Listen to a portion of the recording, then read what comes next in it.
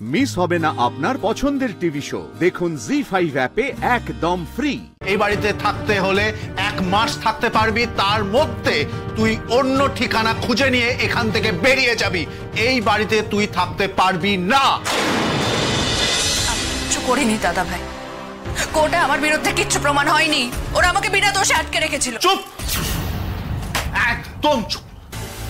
একটা কথা বলবি, একটার পর এক মিথ্যে কথা বলে যাচ্ছিস তুই। হ্যাঁ, তুই করিস কিছু? তোর বাড়িতে তোর বাথরুম থেকে লাখ লাখ টাকা পাওয়া গেছে। কে কে ধরিয়ে দিয়েছে? তোর হাজবেন্ড নিজের হাতে পুলিশে তুলে দিয়েছে সব টাকা। তারপরেও তুই বলছিস তুই কিচ্ছু করিসনি। হ্যাঁ, আর পুলিশ যখন তোকে জেরা করেছিল তখন তো তুই কি স্বীকার করেছিলি না কি সব ছবি তুই ডিলিট করে দিয়েছিস? হ্যাঁ, কার জন্য? নিজেকে বাঁচানোর জন্য। আরে এখন পুলিশ প্রমাণ পাচ্ছে না, কিন্তু একদিন না একদিন ঠিক পাবে, তখন কিন্তু কেউ বাঁচাতে পারবে না, কোনো উকিল বাঁচাতে পারবে না তোকে। আর কতবার বলবো আমি কিচ্ছু করিনি? কোর্টে, থানায়, বাড়িতে, সব জায়গায় একই কথা বলতে বলতে আমি পাগল হয়ে যাচ্ছি। নীলু প্লিজ চুপ কর, এমনিতে লোকজন সবকিছু জেনে গেছে। তার মধ্যে তুই এরকম চিৎকার করলে না লোকজন জড়ো হয়ে যাবে এখানে। নীলু, আচ্ছা বিক্রম, কি হচ্ছেটা কি বলতো? মেয়েটা বাড়িতে পা দিতে না দিতে তোরা সবাই মিলে কি শুরু করেছিস এটা? আর ও যখন বলছে যে ও কিছু করেনি, ও বারবার বলছে আমি কিছু করিনি। কেন এত বকাবকি করছিস তোরা সবাই, বাড়ির সবাই মিলে? বকাবকি করছি? বকাবকি কই করছি ওকে? বকাবকি করলে তো আর এরকম উচ্ছন্নে যেত না। আরে সব দোষ আমাদেরই, জানো তো, সব দোষ আমাদের। তিলে তিলে একটা ক্রিমিনাল তৈরি করেছি। ছোটবেলায় যখন ভুল করতো, ছোট ছোট ভুলে আমাদের ওকে শুধরে দেওয়া উচিত ছিল, সেগুলো তো আমরা করিনি। তাই আজকেও একটা ক্রিমিনাল হয়েছে। রায়, তোর সেদিনকেই পুলিশ কমপ্লেন করা উচিত ছিল, যখন সূর্য আর তোর ছবি নিয়েও নোংরামোটা করেছিল। তখন যদি পুলিশকে কমপ্লেনটা করে দিতিস তাহলে আজকে এই পাচারকারীদের দলের নাম লেখাতো না।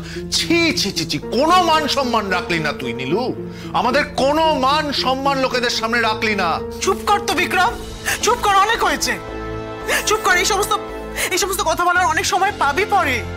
মেয়েটা এসছে, এখন একটু ওকে বসে বিশ্রাম করতে দে। কি মানে বসে বিশ্রাম নেবে?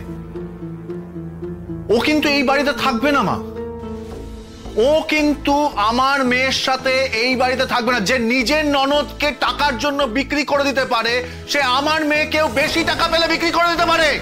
আমি ওর সাথে এখানে থাকবো না, ওকে থাকতে দেবো না ওকে এখানে। দাদা ভাই চুপ, একদম গলাবাজি করবি না, একদম। আমি কিন্তু পরিষ্কার বলে দিচ্ছি, আমার মেয়েকে 24 ঘন্টা এই বাড়িতে একজন ক্রিমিনালের সাথে কোনোভাবে থাকতে দেব না। ওর যেখানে যাওয়ার ও সেখানে চলে যাক। ওর নতুন আস্তানা ওকে খুঁজে নিতে বলো মা, আমি কিন্তু বলে দিচ্ছি। বলছিস কি বিক্রম? আমি কোথায় যাবো ওকে নিয়ে? তুমি কেন যাবে? এটা তোমার বাড়ি, তুমি এখানে থাকবে। ও যাবে এই যে যত ক্রিমিনাল বন্ধু বান্ধব বানিয়েছে, যারা ধরা পড়েনি এখনো, যে ক্রিমিনাল গুলো, তাদের সাথে গিয়ে থাকবে। এই বাড়িতে ও কোনোভাবে থাকবে না। বাস। রাগের মাথায় কি বলছিস এসব বলতো তুই? হ্যাঁ, মাথা খারাপ হয়ে গেছে তোর? কোথায় যাবে ও? বউনি, তুমি প্লিজ বোঝাও দাদা ভাইকে, প্লিজ বোঝাও। বিক্রম তুমি মাথাটা ঠান্ডা করো, এইভাবে মাথা গরম করলে কি করে হবে? নীলু তোমার বোন, এবারের মেয়ে, ওর কথা তো আমাদেরই ভাবতে হবে। আমরা যদি ওকে এই বাড়িতে থাকতে না দিই তাহলে ও কোথায় যাবে বলো? বারবার এক কথা কেন বলছো তুমি মিষ্টি? মানে আমাদের মেয়ে সিকিউর থাকুক সেটা তুমি চাও না?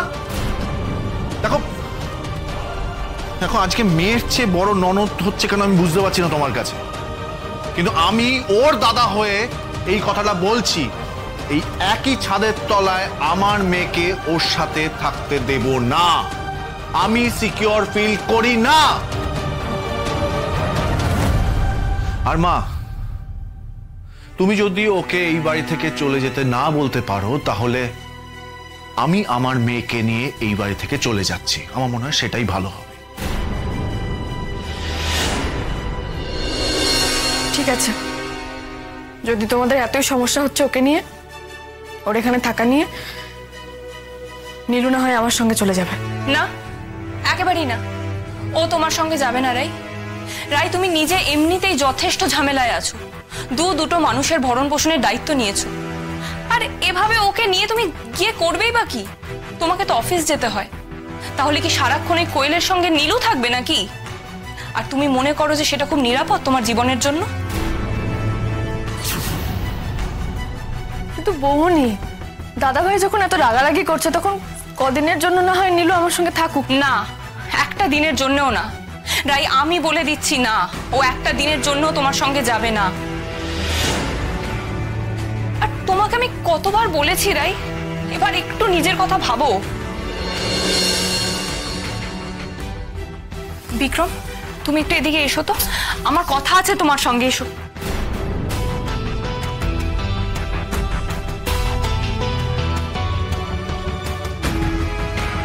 কি আর কত চাপ দেবে রাইটার ওপর? তুমি বুঝতে পারছো না যে আমরা যদি নীলুকে এখানে থাকতে না দিই তাহলে রাইকে নীলুকে বাধ্য হয়ে নিয়ে যেতে হবে? তুমি কি সেটা চাও? এমনিতেই তো মেয়েটা নীরবে সবার জন্য সবকিছু করে যাচ্ছে এতদিন ধরে, নিজের ক্ষতি করে সবার জন্য করে যাচ্ছে। আর বিক্রম, ওর বাড়িতে কি সমস্যা সেটা তো আমি আর তুমি নিজের চোখে দেখে আসলাম। অনির্বাণের ওই আগের বউ তার মেয়েকে নিয়ে ওদের বাড়িতে ঘাটি গেড়ে কি মতলবে বসে আছে কে জানে। তার উপর যদি নীলু এখন ওদের বাড়িতে যায়, ওদের বাড়িতে গিয়ে থাকে, তাহলে তো রাইকে এক সপ্তাহের মধ্যে ওই বাড়ি ছাড়া হতে হবে। তুমি বুঝতে পারছো মিষ্টি কি বলছো? একই ছাদের তলায় থাকতে হবে, ও একজন ক্রিমিনাল মিষ্টি। বিক্রম প্লিজ, তুমি এখন এই জেদাজেদিটা থামাও প্লিজ। মা, এবার আমি ঘরে যাই, আর ভালো লাগছে না এত ড্রামা। এই ঘরে ঢুকতে না দেওয়া ড্রামাটা আর সহ্য করতে পারছি না। এই এই ঘরে যাবি মানে কি? ভাই, ঘরে যাবি মানে? হ্যাঁ, ঘরে যাব মানে নিজের ঘরে যাব। আর তোদেরকে বারবার একই কথা কেন মনে করিয়ে দিতে হয় বলতো? তোর কোনো রাইট নেই আমাকে এটা বলার যে আমি এই বাড়িতে থাকতে পারবো না। কোনো রাইট নেই তোর। এটা ভালো করে মাথায় মাথায় ঢুকিয়ে নে দাদা ভাই। তুই আমাকে এটা বলতে পারিস না। প্লিজ দয়া করে এই যাত্রাপালাটা না বন্ধ কর। এই বাড়িটা যতটা তোর ততটা আমারও, আর এই ব্যবস্থাটা বাবা করে গেছেন। তোর লেফট তোর রাইট তোর কাছে রাখ, আমার জানার কোনো ইচ্ছা নেই। তোকে আমি একটা কথা স্পষ্ট বলে দিচ্ছি, তোর কাছে 1 মাস সময় আছে। এই বাড়িতে থাকতে হলে 1 মাস থাকতে পারবি, তার মধ্যে তুই অন্য ঠিকানা খুঁজে নিয়ে এখান থেকে বেরিয়ে যাবি। এই বাড়িতে তুই থাকতে পারবি না।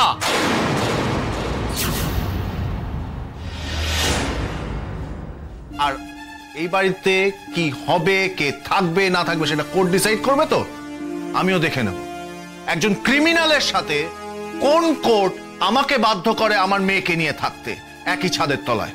তোর যা খুশি তুই তাই কর, কিন্তু আমাকে দয়া করে নিজের মতো থাকতে দে। তোর এই অম্বি তম্বি না বৌমনি মা এরা শুনবে, কিন্তু আমি শুনছি না, আর শোনার প্রয়োজন বোধ করছি না।